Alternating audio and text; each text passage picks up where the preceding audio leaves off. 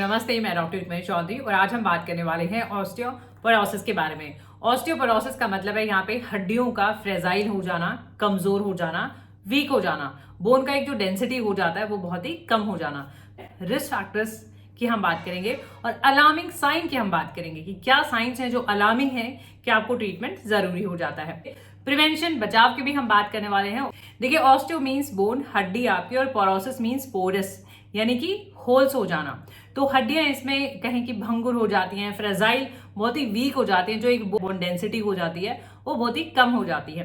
तो ऐसे केसेस में आपको बहुत आसानी से फ्रैक्चर भी हो सकते हैं। तो ऐसा हिप बोन में, रिस्ट बोन में और स्पाइन में देखा जाता है। बात करें कॉमन की तो ज्यादातर महिलाओं में देखा जाता है और 50 ईयर्स अबव, 50 की एज से ज्यादा ये कॉमन देखा जाता है। रिस्क फैक्टर्स महिलाओं में, और महिलाओं में भी पोस्ट मेनोपॉजल विमेन यानी जिनके पीरियड्स स्टॉप हो चुके होते हैं, मेनोपॉज के बाद ये प्रॉब्लम ज्यादा देखी जाती है। ओबेसिटी की अगर हम बात करें, मोटापे में ज्यादा देखी जाती है और एक जेनेटिक हिस्ट्री भी इसके लिए देखा जाता है।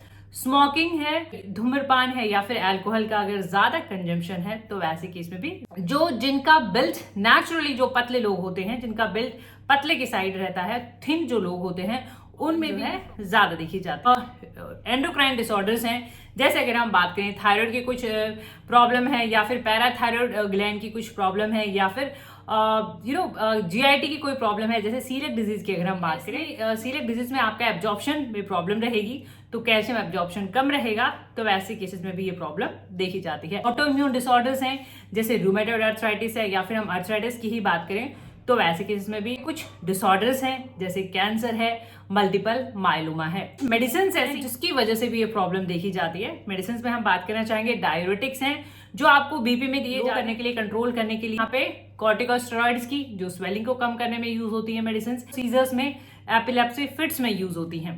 प्रोटॉन पंप इनहिबिटर्स की, एंटासिड भी कह सकते हैं हम, जो एसिडिटी में यूज होती हैं, तो वो मेडिसिन भी कहीं ना कहीं आपके कैल्शियम एब्जॉर्प्शन को इंटरफेयर करते हैं और इस वजह से जो है आप में ऑस्टियोपोरोसिस की प्रॉब्लम देखी जाती है। डाइट की अगर हम बात करें तो कैल्शियम और विटामिन डी का लो होना भी आपकी बोन को वीक करता है कहीं, और नॉट इनफ एक्सरसाइज। अगर आप अच्छे से एक्सरसाइज एक्टिव नहीं है, अगर आपका सेडेंटरी लाइफस्टाइल है, तो भी आपकी बोन जो है वीक देखी जाती है और पोरस देखी जाती है, यानी ऑस्टियोपोरोसिस ज्यादा। तो फिर हम बात करना चाहेंगे यहाँ पे साइन और सिम्टम्स की, लक्षणों की हम बात करना चाहेंगे, अलार्मिंग साइन की हम बात करेंगे। वैसे तो ये प्रॉब्लम ऐसा है, osteoporosis one and only symptom की अगर हम बात करें तो सिर्फ इसमें यही देखा जाता है कि आपकी बोन जो है इजिली ब्रेक हो जाती है। बहुत ही हल्की चोट से हम बात करें, माइनर इंजरी है या हल्का सा फॉल है, जिसमें यूजुअली नहीं देखा जाना चाहिए बोन का ब्रेकेज या फिर फ्रैक्चर, तो ऐसे में ही आपकी हल्की सी चोट में ही बोन जो है टूट जाती है, ब्रेक हो जाते हैं, फ्रैक्चर। तो यही एक इसका एक साइन देखा जाएगा। बाकी अगर हम बात करें अलार्मिंग साइन की कि क्या अलार्मिंग साइन देखे जाते हैं, तो देखिए, क्योंकि आपकी बोन जो है वीक हो चुकी है, पोरस है, वो डेंसिटी भी उनका कम है, तो आपका स्पाइन जो है कर्व हो सकता है, तो स्पाइन में कर्वेचर देखा जा सकता है। ये अलार्मिंग साइन, क्योंकि आपकी बोन वीक है तो डिस्क का कंप्रेशन देखा गया है, तो हाइट में भी कमी देखी जा सकती है, शॉर्टनेस ऑफ हाइट देखा जा सकता है, और आपकी जो वर्टिब्रल कॉलम है उनमें अगर कंप्रेशन देखा जाता है, डिस्क अगर कंप्रेस हो जाती है तो वो चेस्ट को जो है कंप्रेस कर सकते हैं और सांस लेने में दिक्कतें हो सकती हैं, ब्रीदिंग डिफिकल्टीज हो सकती हैं। बोन वीक है, पोरस है, तो बोन पेन, दर्द देखा जा सकता है। ज्यादातर ऐसा हमने बताया हिप एरिया में देखा जाता है, रिस्ट एरिया में और स्पाइन, और बैक पेन है, स्पाइन पेन है, बोन पेन। जरूरी टेस्ट की क्या रिक्वायर्ड जरूरी टेस्ट है, जांचें हैं, और क्या डायग्नोस्टिक क्राइटेरिया है कि इसको डायग्नोज कैसे किया जाता है ऑस्टियोपोरोसिस को। देखिए, इसके लिए जो टेस्ट किए जाते हैं वो एक्सरे हैं, जो कि आपकी बोन डेंसिटी का पता करते हैं कि बोन का कितना डेंसिटी है। एक्सरे हो गया जिसको डेक्सा भी कहते हैं आजकल, एक तरह से बोन स्कैन आपका ले लेना, तो ये टेस्ट किए जाते हैं। बाकी आपको अदर सिम्टम होते हैं, तो एंडोक्राइनल डिसऑर्डर, जैसे मान लो कोई ग्रंथियों के विकार हैं, तो आपके थायराइड टेस्ट हैं, पैराथायराइड के टेस्ट हैं, ये टेस्ट भी हो सकते हैं, और ब्लड टेस्ट भी हो सकते हैं। अगर कोई डेफिशिएंसी है विटामिन डी की, कैल्शियम की, तो आपके ब्लड टेस्ट भी हो सकते हैं। मैनेजमेंट और ट्रीटमेंट की हम यहाँ पे बात करना चाहेंगे। मैनेजमेंट में जैसा कि हमने बताया कि अगर आप एक्सरसाइज, सेडेंटरी लाइफ है, एक्सरसाइज नहीं है रूटीन में, तो आपकी बोन वीक होती हैं, तो ये सजेशन रहता है कि आप एक्टिव रहें, आप जो है एक्सरसाइज पे ध्यान दें, और जिससे आपकी बोन भी स्ट्रांग होती है और सराउंडिंग टिश्यू भी आपके स्ट्रांग होते हैं, लिगामेंट, टेंडन, मसल्स, तो ओवरऑल आपको स्ट्रेंथ मिलती है। न्यूट्रिशनल डेफिशिएंसीज हैं तो आप प्रॉपर सफिशिएंट डाइट लें, अपना विटामिन डी और कैल्शियम रिच आप जो है डाइट ले सकते हैं। होम्योपैथिक मेडिसिन ऑस्टियोपोरोसिस के केसेस में बेस्ट इफेक्टिव होम्योपैथी मेडिसिन इस बात पे डिपेंड करेगा, एक इंडिविजुअल अप्रोच रहेगा और इस बात पे डिपेंड करेगा कि आपके इंडिविजुअल क्या सिम्टम्स हैं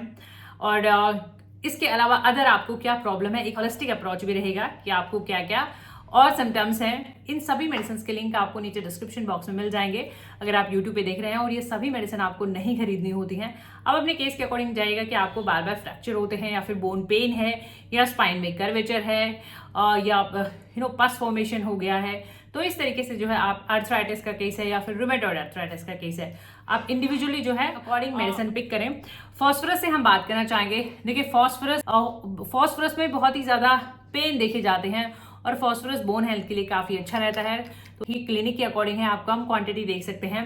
ड्रॉपर की हेल्प से 1 या 2 बूंदें दिन में 1 या 2 बारी खाना खाने से पहले और आपको रेगुलरली यूज करना है। देखिए सालिशा होम्योपैथी का ऐसा मेडिसिन है जो स्पाइन के कर्वेचर में भी यूज होता है, सालिशा, और साथ में एक टेंडरनेस देखी जाती है, यानी बोन में पेन बहुत ज्यादा देखे जाते हैं और पेन के साथ साथ दर्द के साथ साथ जो है वहां पे पस फॉर्म हो जाती है, पस फॉर्मेशन हो सकता है, फिस्चुला हो जाते हैं, तो वैसे केसेस में सालिशा देख सकते हैं। बोन स्प्लिंटर को एक्सपेल आउट करने में भी हम सालिशा को यूज करते हैं। ये ओरल फॉर्म में रहेंगी। देखिए सिम्फाइडम आप बोन फ्रैक्चर हो जाते हैं तो उनकी रीयूनियन में बहुत हेल्प करती है। रीयूनियन, अब देखिए क्यों ऐसा, क्योंकि ये जो फाइब्रोब्लास्ट सेल्स होती हैं उनको स्टिमुलेट करती हैं, एक तरह से प्रमोट करती हैं, तो हीलिंग में बहुत अच्छे रिस्पॉन्स मिल जाते हैं सिम्फाइडम में। तो फ्रैक्चर के बाद भी आप सिम्फाइडम देख सकते हैं अच्छे से प्रॉपर रीयूनियन के लिए। 2 बारी खाना खाने से पहले रेगुलर यूज करना रहे।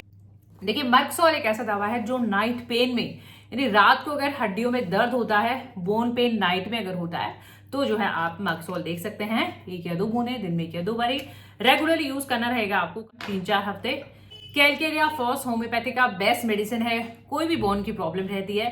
कैलकेरिया फॉस बोन को रीयूनियन में भी हेल्प करता है, ग्रोथ में भी हेल्प करता है और एक तरह से स्ट्रेंथ भी देता है कैलकेरिया फॉस। और कैलकेरिया फॉस में बहुत ज्यादा वीकनेस देखी जाएगी, बोन बहुत ज्यादा वीक होती हैं, तो ऐसे केस में कैलकेरिया फॉस स्पाइन कर्वेचर में लेफ्ट साइड अगर स्पाइन कर्वेचर देखा जाता है तो कैलकेरिया फॉस यूज होती है।